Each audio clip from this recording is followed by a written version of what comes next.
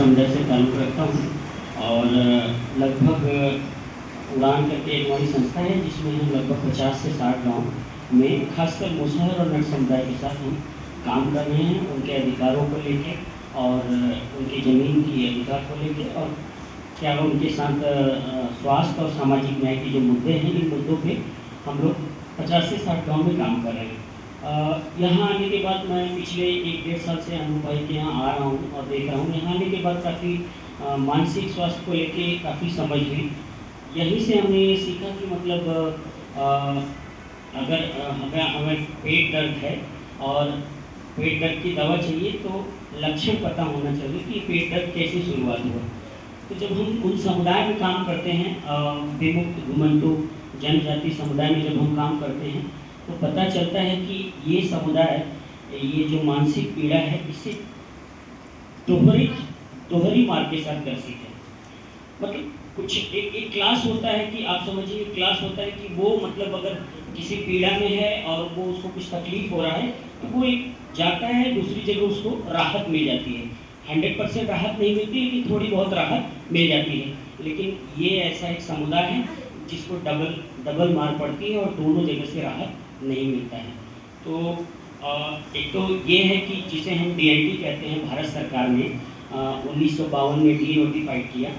अगर हम थोड़ी सी पीछे जाएँ, शॉर्ट में ही बात करेंगे तो 1871 में ब्रिटिश हुकूमत ने इन समुदायों को क्रिमिनल बर्थ यानी क्रिमिनल ट्राइब्स एक्ट के अंतर्गत निरुद्ध कर दिया गया था कि कुछ ऐसी जातियां हैं जिन्हें बर्थ क्रिमिनल, जनजात अपराधी कहा जाएगा।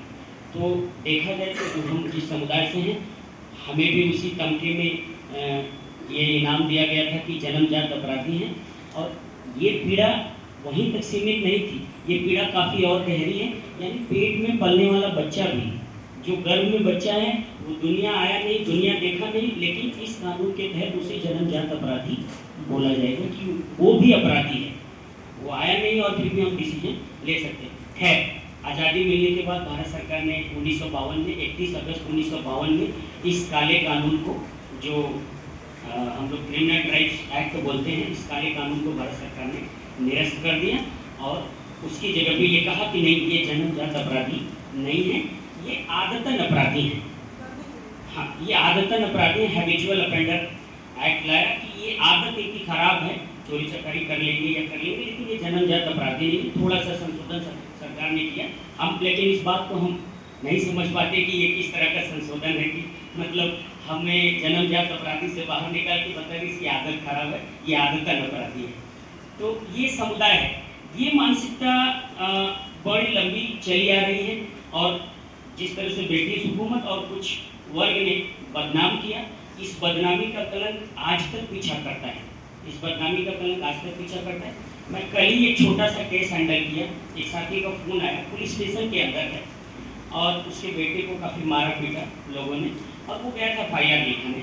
उसकी FIR नहीं लिखी जा रही थी। उसने हमें फ़ोन किया कि थाने के बाहर खड़े हैं और हमारी FIR नहीं लिखी जा रही है, मैं बहुत परेशान हूँ। रात के 8 बज गए हैं। महिला साथी ने फ़ोन किया, रात के 8 बज गए हैं, मैं क्या करूँ यहाँ से।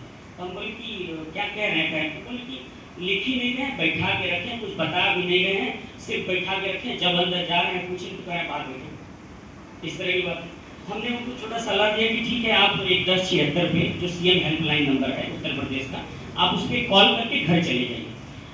अच्छा, उन्होंने वहीं से 1076 CM हेल्पलाइन पे कॉल किया और कॉल के 10 मिनट बाद कॉल थाने में आ गया CM हेल्पलाइन से।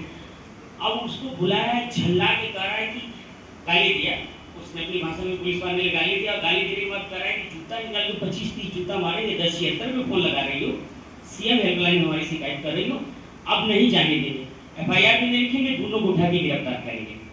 तो ये एक छोटा सा हमने इंसिडेंट आपसे शेयर किया। ये आए दिन होता है, 50-60 गाँव से हमें अक्सर इस तरह की खबरें आती हैं। मैंने इसलिए बताया कि दोहरी मार पड़ती है। दोहरी मार का मतलब ये है कि एक तो हमें सताया जा रहा है गांव में, अगर किसी ने या अपर क्लास ने या एक वर्ग ने हमें तकलीफ दिया, हम न्याय मांगने जाते हैं पुलिस स्टेशन में। तो पुलिस स्टेशन का भी या पुलिस कर्मियों का भी व्यवहार इस तरह का रहता है हमारे साथ, जो हमें एकदम बुरी तरह से मानसिक त्रासदी में झोंक देता है कि हम जाएं तो जाएं, किससे न्याय मांगे। न हमारे गांव में सुनने वाला कोई है, न हमारा कोई जिस संविधान में भरोसा करके हम जाते हैं न्याय मांगने, वहाँ भी नहीं मिलता। तो मैं अक्सर देखता हूँ कि हमारे ये समुदाय जो है ये दोहरी मार झेल रहा है, कहीं सुनवाई नहीं है। और आप लोग हैं, देखिए तो ये काफ़ी एक लंबे समय से चला आ रहा है, आज भी जारी है, आज भी ये जारी है। और वही जैसे हमने कहा कि अगर हमें लक्षण पता चल जाए तो हम कुछ कर सकते हैं। तो हमारे समुदाय में ऐसे तमाम मानसिक पीड़ा के लोग हैं, अगर उन लोगों के लिए कुछ हेल्प हो सके, उन लोगों के लिए कुछ मानसिक तनाव के लिए बाहर करने के लिए कोई कार्यक्रम चलाया जा सके, कुछ प्रशिक्षण दिया जा सके, ये बहुत अच्छा होगा। तो मैं सबको तो नहीं, लेकिन समुदाय को धीरे धीरे कुछ 10-5 लोगों को, जैसे अनुबाई ने कहा कि 50 यूथ तैयार करें, उस तरह से कुछ लोगों को जो लीडर्स टाइप के लोग हैं, जो एक्टिव थोड़ा है, उनको जोड़ने की कोशिश करेंगे। बहुत बहुत धन्यवाद।